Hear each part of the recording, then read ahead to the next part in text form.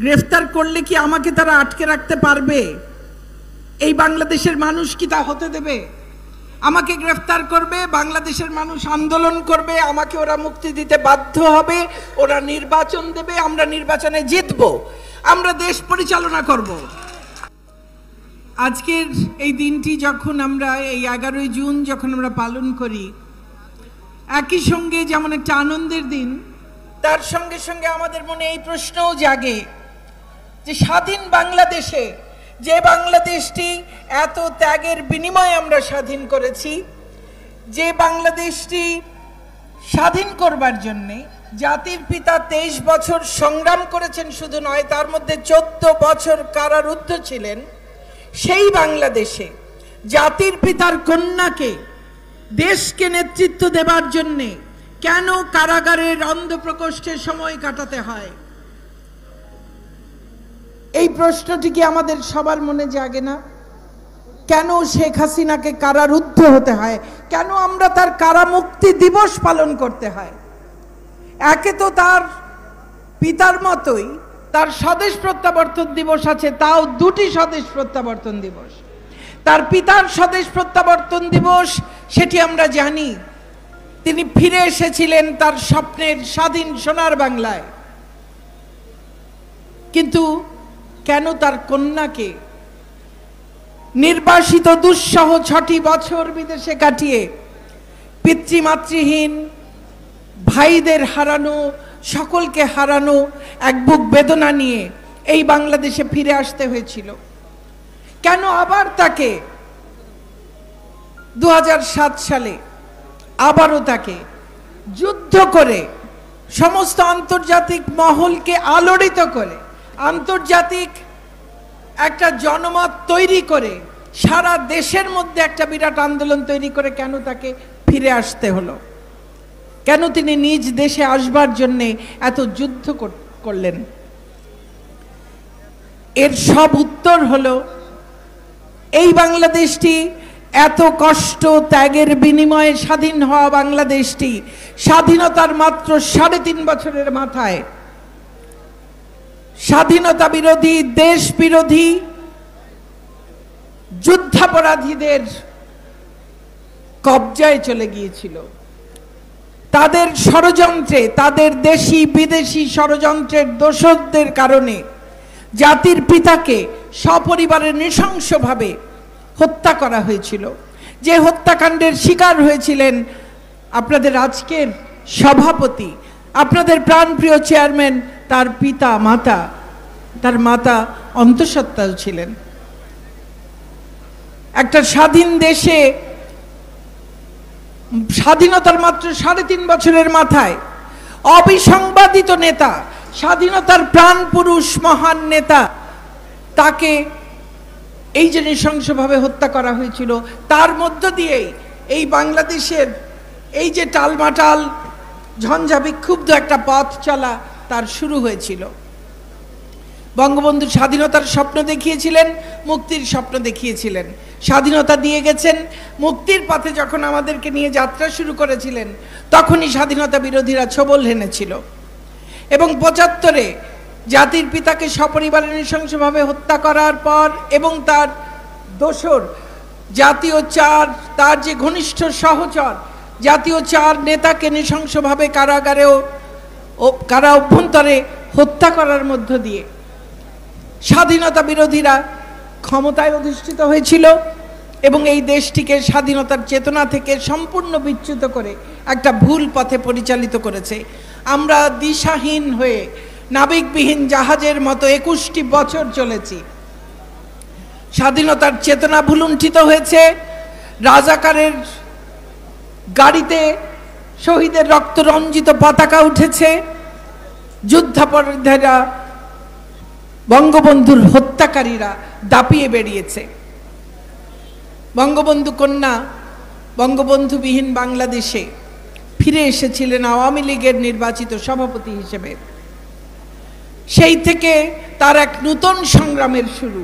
বিদেশে তার আগে সংগ্রাম করেছেন, আর এই দেশের আন্দোলন সংগ্রামের সঙ্গে তিনি জড়িত সেই কৈশোরকাল থেকে। 81 সাল থেকে তার যে সংগ্রাম, আওয়ামী লীগের সভাপতি হিসেবে, এই দেশের প্রধান নেতা হিসেবে, গণতান্ত্রিক আন্দোলনের প্রধানতম নেত্রী হিসেবে সেই সংগ্রাম তিনি আজকেও চালিয়ে যাচ্ছেন। আজকেও দেশের সরকার প্রধান হিসেবে গণতন্ত্রকে নিষ্কণ্টক করবার জন্যে আজকেও সেই একই স্বাধীনতা বিরোধী অপশক্তির সঙ্গে তাকে লড়াই করতে হচ্ছে, সংগ্রাম করতে হচ্ছে। আজকেও তাকে হত্যা করবার জন্য আজকেও আস্ফালন শোনা যায় সেই একই অপশক্তির কাছ থেকে। যারা ৭১-এর হত্যাকারী, ৭৫-এর হত্যাকারী, ২০০১ থেকে ২০০৬ সালের হত্যাকারী, ২০০৪-এর গ্রেনেড মেরে শেখ হাসিনাকে হত্যা চেষ্টায় ২৪ জনকে যারা হত্যা করেছে, যারা অসংখ্যবার ১৯ বার অন্তত পক্ষে শেখ হাসিনাকে হত্যা করার চেষ্টা করেছে, যারা ২০১৩-১৪ সালে মানুষকে পুড়িয়ে পুড়িয়ে হত্যা করেছে, সেই হত্যাকারীরা আবার আজকে দুঃসাহস দেখায়। তারা আজকে আবার আস্ফালন করে, বলে ৭৫-এর হাতিয়ার নাকি তারা আবার গর্জে তুলতে চায়। সেই বাংলাদেশে দাঁড়িয়ে আজকে আওয়ামী যুবলীগের এই সমাবেশে আমি আমার যুবলীগের সংগ্রামী নেতাকর্মীদের সামনে কথা বলবার সুযোগ পেয়েছি। আমি আয়োজকদের কাছে আমার আন্তরিক ধন্যবাদ এবং কৃতজ্ঞতা জানাই। আমি গভীর শ্রদ্ধায়, ভালোবাসায়, কৃতজ্ঞতায় স্মরণ করি সর্বকালের সর্বশ্রেষ্ঠ বাঙালি জাতির পিতা বঙ্গবন্ধু শেখ মুজিবুর রহমানকে। স্মরণ করি ৭৫-এর ১৫ই আগস্টের সকল শহীদকে, বঙ্গমাতা বেগম ফজিলাতুন্নেসা মুজিব, বঙ্গবন্ধুর ৩ পুত্র ক্যাপ্টেন শেখ কামাল, লেফটেন্যান্ট শেখ জামাল, শিশুপুত্র শেখ রাসেল, ২ পুত্র বধূ বঙ্গবন্ধুর ভাই শেখ নাসির সহ আওয়ামী যুবলীগের প্রতিষ্ঠাতা শেখ ফজলুল হক মনি, তার অন্তঃসত্ত্বা স্ত্রী বেগম আরজুমনি সহ আরও যারা সেদিন প্রাণ হারিয়েছিলেন ঘাতকের নির্মম বুলেটের আঘাতে, তাদের সকলকে স্মরণ করি বিনম্র শ্রদ্ধায়। স্মরণ করি জাতীয় ৪ নেতাকে যাদেরকে কারা অভ্যন্তরে নৃশংসভাবে হত্যা করা হয়েছিল। স্মরণ করি ৭১-এর ৩০ লক্ষ শহীদকে। স্মরণ করি লক্ষ লক্ষ ধর্ষিতা নির্যাতিতা নারীকে। স্মরণ করি ভাষার আন্দোলন থেকে আজ পর্যন্ত আমাদের সকল অধিকার আদায়ের আন্দোলন সংগ্রামে যারা আত্মাহুতি দিয়েছেন তাদের সকলকে। এই বাংলাদেশটি বহু শহীদের রক্তে রঞ্জিত বাংলাদেশ। তাদের রক্তে এই মাটি পবিত্র হয়েছে। এই পবিত্র মাটিতে ঘাতকের কোনো স্থান হতে পারে না। এই পবিত্র মাটিতে ষড়যন্ত্রকারীর কোনো স্থান হতে পারে না। অতএব সকল ষড়যন্ত্রকারী হত্যাকারীকে এই পবিত্র মাটি থেকে সমূলে উৎখাত করবার জন্যে আওয়ামী যুবলীগ সহ সকল নেতাকর্মীকে, আমাদের স্বাধীনতার পক্ষের সকল মানুষকে ঐক্যবদ্ধ হতে হবে। আমাদের সামনে সাহসের, প্রজ্ঞার, দূরদৃষ্টির, দেশপ্রেমের অনন্য নিদর্শন যেমন বঙ্গবন্ধু, তেমনি তার কন্যা শেখ হাসিনা। পরশ ভাই বঙ্গবন্ধু কন্যা যেদিন ১৬ই জুলাই ২০০৭ গ্রেফতার হন, সেই ভোর তখনও আলো হয়নি। সমস্ত নিয়ম কানুন ভেঙে অন্ধকারে বাড়ি ঘেরাও দিয়ে শেখ হাসিনাকে নিয়ম কানুনের তোয়াক্কা না করে সেদিন গ্রেফতার করা হয়েছিল। সেই মুহূর্তে শেখ হাসিনা তার সেই গুটি গুটি লেখায় একটা চিঠি লিখে গেছিলেন। আমরা স্মরণ করি শেখ হাসিনা এর আগেও বহুবার গ্রেফতার হয়েছেন। যতবার গ্রেফতার হয়েছেন ততবার তিনি জনগণের উদ্দেশ্যে একটি চিঠি লিখে রেখে গেছেন। জনগণের কি করণীয়, তার নেতাকর্মীদের কি করণীয়, এই চিঠিটিও তার ব্যতিক্রম নয়। এবং এই চিঠিটির যে ভাষা পরশ ভাই পড়েছেন, আমাদেরকে কি মনে করিয়ে দেয় না আরেকটি ভাষণের কথা? সেই অবিস্মরণীয় ভাষণ, যে ভাষণ আজকে বিশ্ব ঐতিহ্যের যে দলিল তার অন্যতম অংশ হয়ে গেছে। সারা বিশ্বের ইতিহাসে বিশাল ভূমিকা রাখা যে সব ভাষণ আছে সারা পৃথিবীর প্রায় ২৫০০ বছরের ইতিহাসে, তার মধ্যে একটি মাত্র ভাষণ, যে ভাষণটি দিয়ে একটি জাতিরাষ্ট্রের জন্ম হয়েছে, যে ভাষণটি অলিখিত, মাত্র 18 মিনিটের একটি ভাষণ, সেই ভাষণ দিয়ে একটি জাতি রাষ্ট্র তৈরি হয়েছে। সেই ভাষণটি আজকে সারা বিশ্বের সম্পদ, সারা বিশ্বের নির্যাতিত নিপীড়িত মানুষের সম্পদ, সারা বিশ্বের মানুষের অনুপ্রেরণার উৎস। সেই ভাষণটির কথা কি মনে করিয়ে দেয় না? সেখানেও তিনি বলছেন, আমার যাই ঘটুক, আমার ভাগ্যে যাই ঘটুক। বঙ্গবন্ধুও জানতেন তার ভাগ্য অনিশ্চিত, হয়তো তাকে মেরে ফেলা হতে পারে, কিন্তু তার এই বাংলাদেশ একদিন স্বাধীন হবেই, এ প্রত্যয় তার ছিল। কারণ তিনি সারা বাংলার মানুষের মনে সেই স্বাধীনতার স্বপ্নকে জাগিয়ে দিয়েছিলেন, সেই সাহস সঞ্চারিত করে দিয়েছিলেন, সংগঠন তৈরি করেছিলেন সারা দেশে, যারা নেতৃত্ব দেবে এই স্বাধীন বাংলাদেশ গড়ে তুলবার জন্য। তিনি বলেছিলেন, পাড়ায় পাড়ায়, মহল্লায় মহল্লায় আওয়ামী লীগের নেতৃত্বে সংগ্রাম পরিষদ গড়ে তুলতে। আমাদের নেত্রী অন্যায়ের বিরুদ্ধে মাথা নত না করার নির্দেশনা দিয়ে গেছিলেন। বঙ্গবন্ধু একই কথা বলেছেন। পিতার মতোই কন্যা দেশের মানুষকে, যাদের জন্য তাদের সমস্ত জীবন তারা উৎসর্গ করেছেন, তাদেরকে ডাক দিয়ে গেছেন। নিজের ভাগ্যের কথা একবারও ভাবেননি, তাদের জীবনে কি হবে তা কোনোদিন ভাবেননি। যেদিন তিনি ফিরে এসেছিলেন সেদিন যেমন তিনি জানতেন না তার ভাগ্যে কি ঘটবে। তাকে বলা হয়েছিল দেশে ফিরে এলে ফিলিপাইনের অ্যাকুইনোর মতো তার অবস্থা হবে, হয়তোবা বিমানবন্দরেই তাকে হত্যা করা হতে পারে, কিংবা বিমানবন্দর থেকে তাকে নিয়ে যাওয়া হতে পারে অজ্ঞাত কোনো স্থানে, এবং হয়তোবা তাকে আর কোনোদিন খুঁজেও পাওয়া যাবে না। বহু রকমের ভয় তাকে দেখানো হয়েছিল।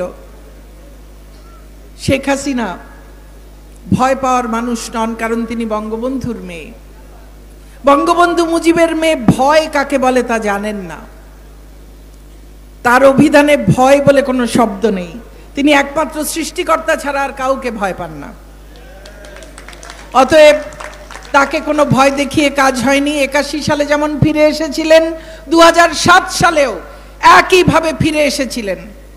এবং তাকে ঠিকই প্রথমে তাকে গৃহবন্দী করে রাখা হয়, এবং সে সময়ে আমার সুযোগ হয়েছিল প্রতিদিন তার সঙ্গে দেখা করতে যাবার।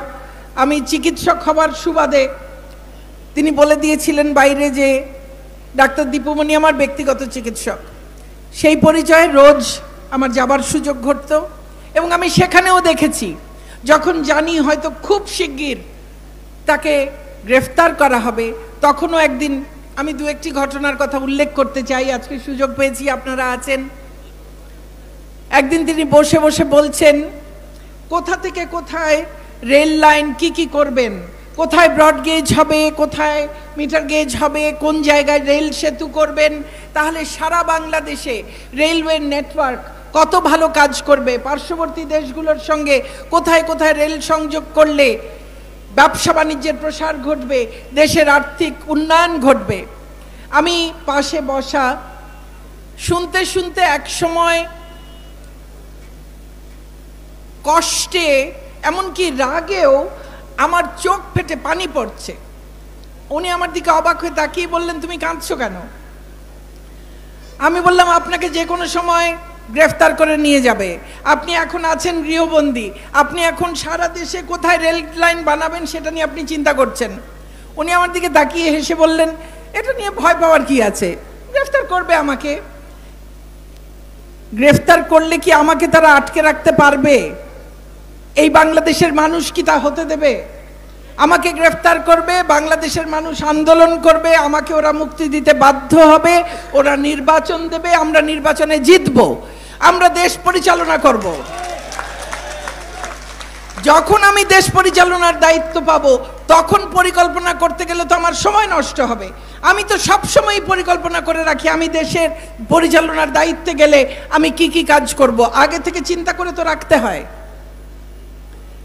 একটা মিনিট তিনি নষ্ট করেন না, সারাক্ষণ ভাবছেন দেশের কোন জায়গায় কোন উন্নতিটা করলে মানুষের কিভাবে সুবিধা হবে। তার ধ্যান জ্ঞান সমস্ত কিছু এই দেশের মানুষ এই 56,000 বর্গ মাইল, ওই সুনীল সমুদ্রে 1,18,813 বর্গ কিলোমিটার, সমস্তটুকু এই মানুষ, এই প্রকৃতি, এই মাটি, এর সবকিছু, এই নদী, তার প্রবাহ, সবকিছু এই মানুষটির মনের মধ্যে প্রতি মুহূর্তে আছে। এর বাইরে আর কিছু ভাবেন না।